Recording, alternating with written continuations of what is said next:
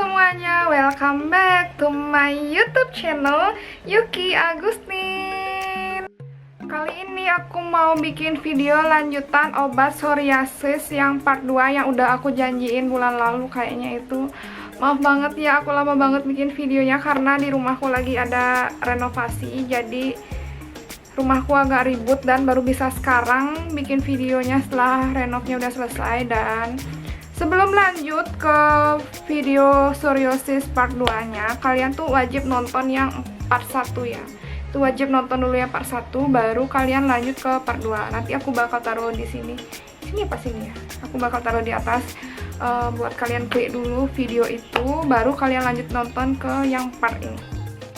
Di video psoriasis yang part 2 kali ini aku bakal lebih fokusin ke bentuk daunnya karena banyak banget yang bertanya daunnya seperti apa bentuknya, kayak gimana akarnya, batangnya, bunganya. Itu aku bakal jelasin di penghujung video, jadi videonya ini kalian tonton dulu karena di video part 2 ini aku bakal jawabin dulu pertanyaan-pertanyaan yang paling banyak masuk di DM sama pertanyaan yang di YouTube. Aku bakal jawab di sini dulu.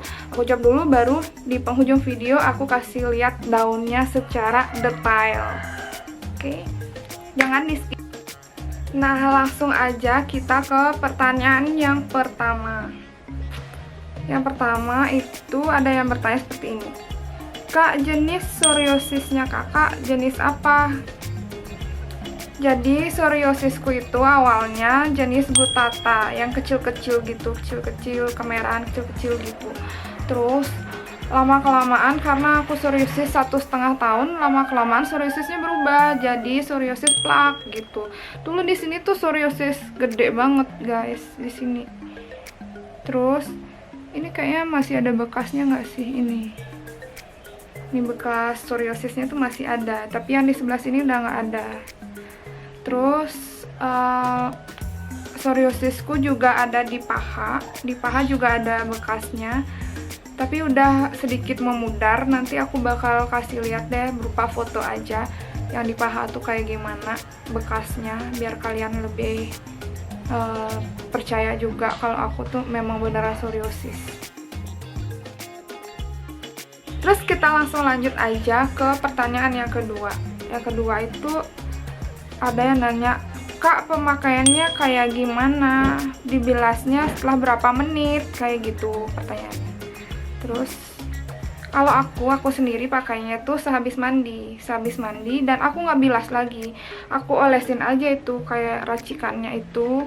Aku olesin, itu kan racikannya diulek ya, terus kayak gimana jadinya, ditempel-tempelin aja gitu, tempel-tempelin gitu, terus biarin aja sampai kering sendiri ya, nggak ada aku bilas sama sekali, aku biarin aja setiap habis mandi kayak gitu ya. Memang sih agak jorok kelihatannya, kayak hijau-hijau kecoklatan gitu di tangan, tapi nggak apa-apa kan, juga demi sembuh gitu.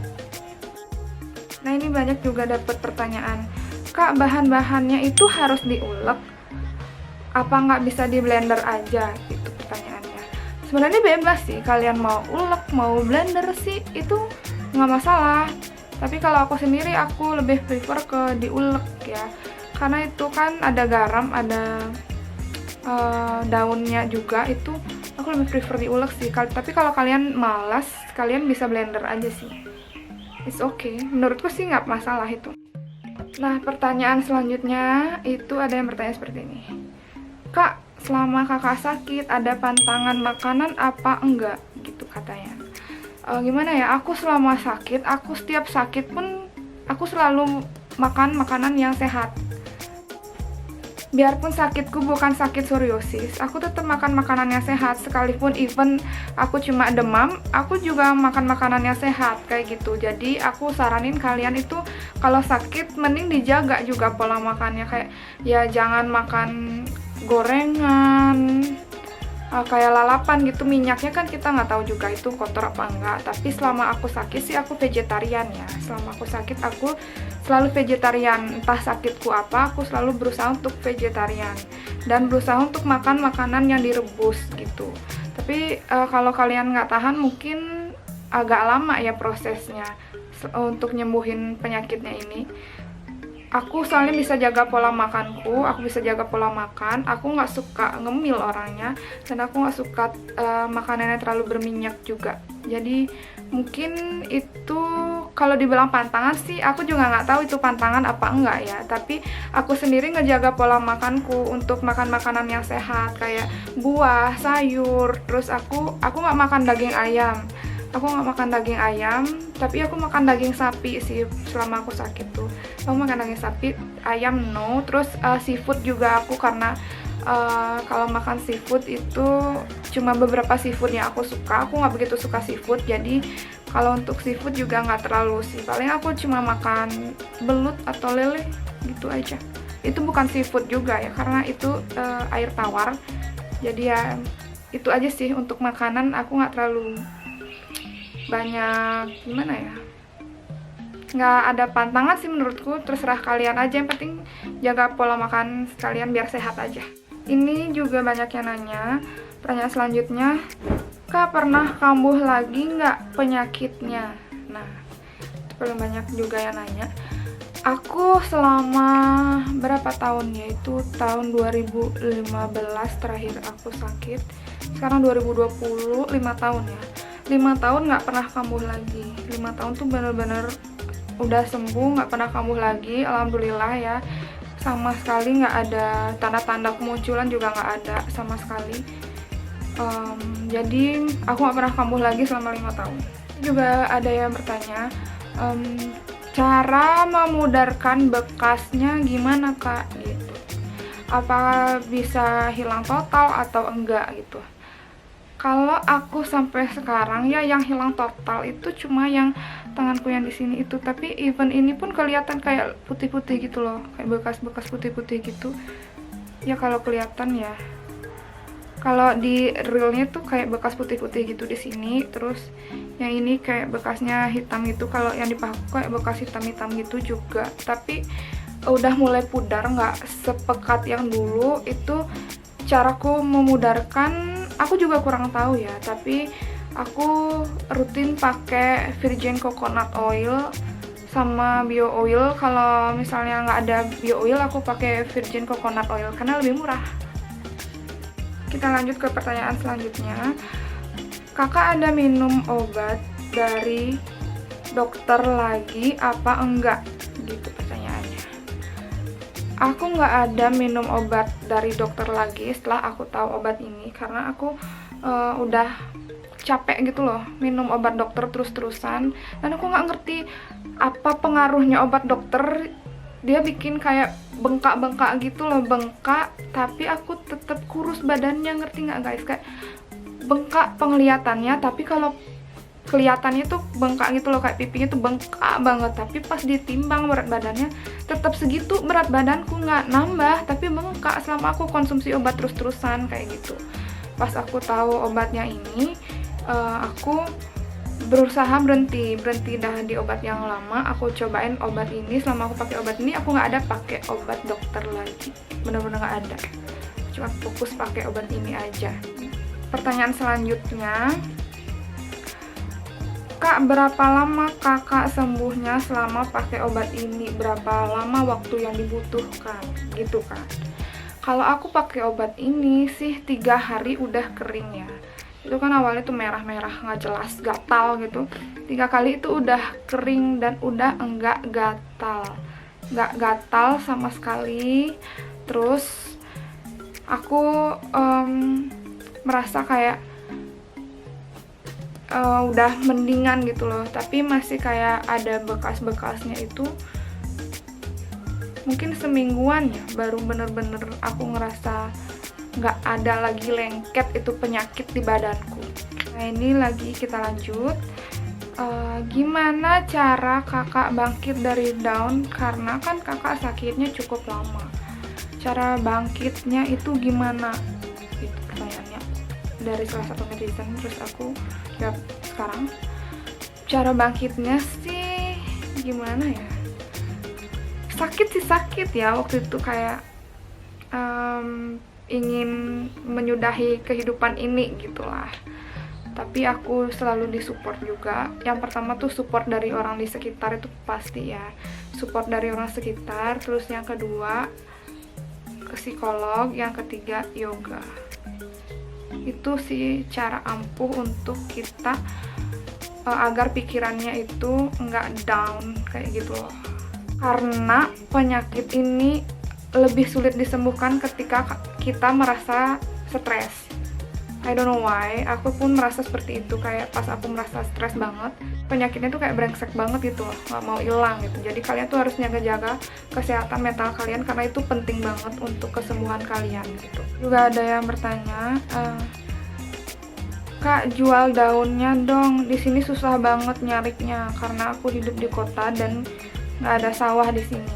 Kayak yang aku bilang sebelumnya, kalau misalnya daun ini itu lebih gampang ditemukan di sawah. Di video sebelumnya kayak aku udah sempat bahas, aku bilang lebih gampang ditemukan di sawah. Dan sedangkan kalau kalian hidupnya kayak di Jakarta, di kota, itu susah banget nemu sawah. Kalian memang kesusahan nyari, dan banyak banget aku dapat DM yang minta aku jualin daunnya. Bahkan di video YouTubeku yang part 1 tuh aku ngeliat komenan juga minta aku jualin daunnya. Jadi kayak gini ya guys, kalau aku jualin daunnya sih aku nggak masalah ya untuk ngejualin daunnya sama kalian, dan aku pun juga nggak mau matok harga. Tapi aku sempet ngejualin tuh daunnya sama salah satu orang yang nge-DM aku di Instagram.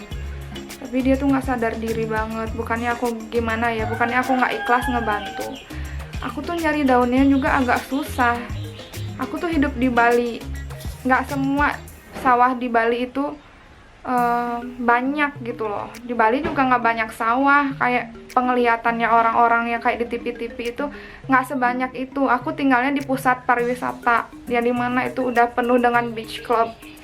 Jadi kalau misalnya aku mau ke sawah itu aku butuh perjuangan guys ke sawahnya. Terus kemarin sempat ada yang minta dikirimin daun, aku kirimin. Dia bilang sama aku kan, kakak bayar ongkos kirimnya dulu ya, nanti kalau barangnya udah sampai aku kasih ke kakak deh ongkos kirimnya.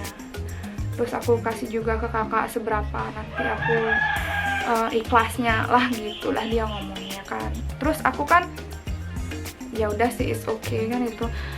Tapi nyatanya apa? Sampai sekarang nggak ada apa. Aku juga nggak mau terlalu nuntut kan. Tapi hargain perjuanganku dong. Aku tuh udah rela nyariin daun buat kalian gitu loh. Udah mau aku ke sawah nyariin daun, aku packingin, aku bayarin JNE-nya. Tapi setidaknya kalian tuh hargain lah usahaku untuk ngebantu kalian. Kalian sendiri yang minta bantuanku, tapi kalian yang malah seperti itu. Aku nggak bilang banyak orang ya, itu ada beberapa orang yang seperti itu, kayak gitu. Aku berharap kalian semua baik ya orangnya sama aku. Aku udah mau ngebantu untuk cari daun, setidaknya hargain aku lah. Kalau misalnya kalian nggak mau bayar, ya udah setidaknya kalian transfer dulu ongkos kirimnya ke aku gitu. Kayak gitu guys. Aku nggak mungkin nilep uang kalian juga kan. Sekalipun dibilang lebay kayak ongkir cuma 28.000, ongkir cuma 36.000 dimasalahin. Bukannya gimana ya, hargain perjuanganku juga guys. JNE sama rumahku itu jauh, jangan dikira deket. JNE sama rumahku itu sekitar 4 km sama rumahku. Terus aku ke sawahnya juga butuh perjuangan guys. Aku packingnya itu aku beli loh bahan untuk nambelnya. Setidaknya kalian tuh hargain sedikit perjuangannya gitu. Jangan kayak lu nggak ikhlas lu ngebantu orang. Kalau misalnya ada yang sampai ngomong kayak gitu ya, coba kalian sendiri yang ada di posisiku kayak gimana sih, udah ngebantuin orang malah digituin sama orang kayak gitu. Di sini juga aku nggak mau matok harga. Kalau misalnya aku memang di sini berniat untuk kayak bisnis, kayak aku pasti patokin dong harga. Daunnya harganya segini gitu. Aku nggak ada patokin harga, terserah kalian mau ngasihnya berapa, seikhlas kalian aja. Aku nggak mau kayak terlalu banyak untuk harga kayak gitu, terserah kalian aja lah. Terus kalau misalnya mau order daun juga aku sempat dikasih tahu sama JNE sama JNT, aku dikasih tahu juga kalau misalnya karena sekarang musim corona, pengirimannya itu agak lambat. Jadi kalau misalnya kalian mau dikirimin daun, kalian tuh jangan protes kalau daunnya tuh datangnya layu atau gimana gitu. Kalau kondisinya nggak bagus itu jangan protes, karena ya tahu sendirilah keadaan sekarang kayak gimana. Coronanya ini bikin perjalanan pengiriman barang tuh jadi lebih lambat gitu. Yang terakhir mau aku bahas ini cara chat yang benar. Tolong kalian ini yang pada ngechat aku tuh cara chatnya tuh yang benar gitu loh, yang sopan gitu. Kayak kalian kalau misalnya ngechat aku hendaknya bilang kan, assalamualaikum kak, aku mau nanya ini gitu. Jangan langsung ngechat kayak gini. Gue ada tuh di chat kayak gini sama emak-emak, kirim foto daunnya dong gitu. Chatnya kan kayak event itu kurang sopan gitu loh, kurang sopan. Terus ada yang ngechat kayak gini, fotoin bekas psoriasisnya kan gitu dia bilang kan. Aku bilang kan, psoriasisku bekasnya yang banyak itu di paha kan, aku bilang gitu. Terus dia bilang kan, ya udah fotoin pahanya gitu. Nyolot dong cuy, udah minta difotoin tapi kayak nggak sopan gitu loh, kata-katanya yang ngerti sendiri lah. Kalian tuh udah dewasa, kalau chat tuh yang sopan pasti aku balas. The last penutup videonya aku bakal kasih lihat daunnya. Pas aku di sawah aku liatin dulu kayak gimana, biar kalian lebih gampang nyarinya di sawah sebelah mana biar nggak bingung. Aku kasih lihat dulu videonya. Jadi ini dia daun peja-pejanya yang aku nemunya di sawah. Ini di sawah dekat rumahku. Dan ini foto detailnya, bukan foto ya, video detailnya. Nah, ini ada daunnya, ada bunganya gitu di sini. Ya, malah blur dia. Bisa nggak sih?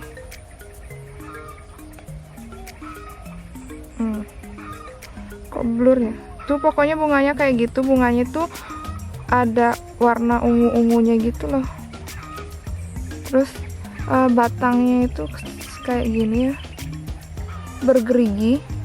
Tuh batangnya ini bergerigi. Nah, segini pohon itu kecil, lebih tinggi pohon kedelai dibanding pohon ini. Pokoknya daunnya juga bentuknya seperti ini. Kalian bisa cari daun dan bunganya nih untuk membedakan dengan tanaman yang lainnya. Langsung kita cabut aja deh satu. Cabut, kalau kuat nih cabut sampai akar nih. Kuat ternyata aku. Terus akarnya tuh kayak gini ya guys. Akar pohonnya tuh kayak gini. Begini ini nanti kalau dia berbuah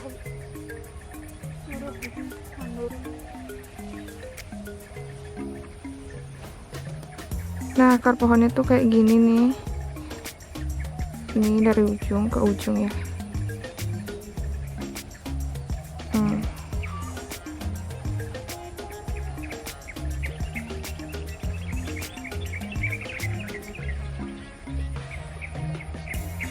Ya, sekian aja video dari aku. Semoga kalian sembuh. Kalian pasti bisa sembuh karena aku sendiri pengalaman pribadi bisa sembuh.